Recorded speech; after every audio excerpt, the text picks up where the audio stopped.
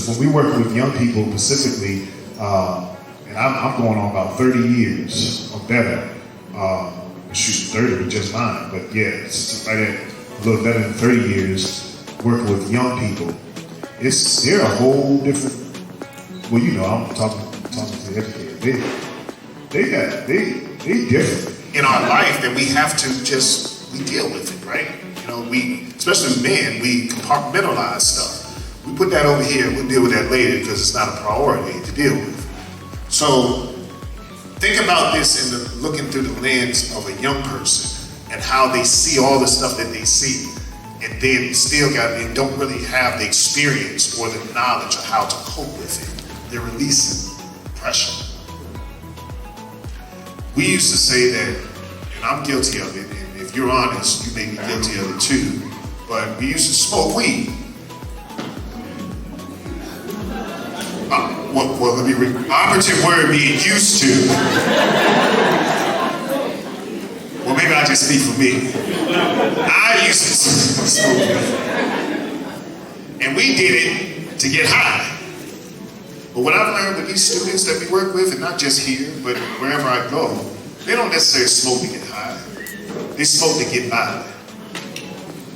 They're coping with things. They're dealing with stuff, right? And that's a release for them.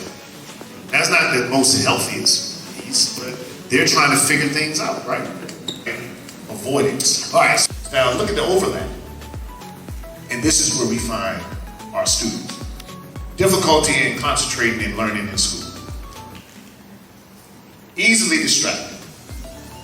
Often doesn't seem to listen.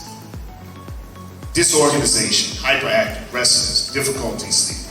Does any of that fit any of the students that you work with?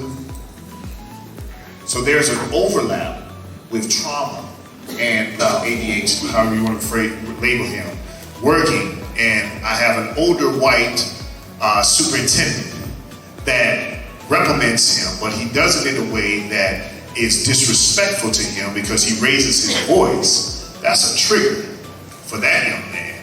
And things are going to go a whole lot different than they thought it was going to go when they both got out of bed that morning.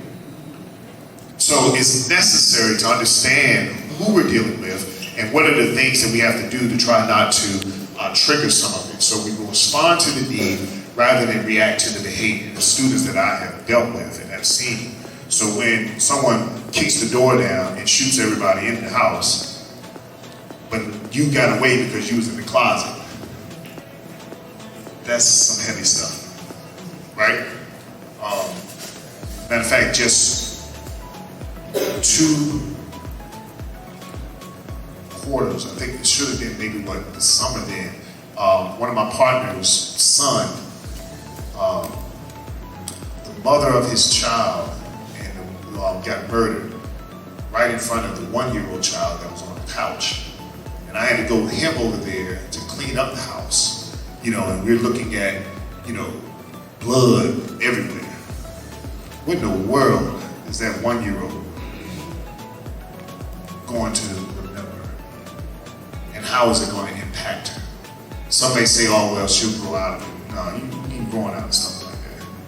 Even if you only have a slight indication that something may have happened that I just can't really place it, it's still there. And all it takes is something to trigger it for it to flail child. Or going to prison and then can't take it and end up hanging themselves in the cell. This is real life stuff. That's where this is coming from. Trauma. I still have to be careful because what I do and what I say is going to impact them, and I don't want to further traumatize them and other stuff. So when you start thinking about that, this is good on the impact that trauma has on the brain.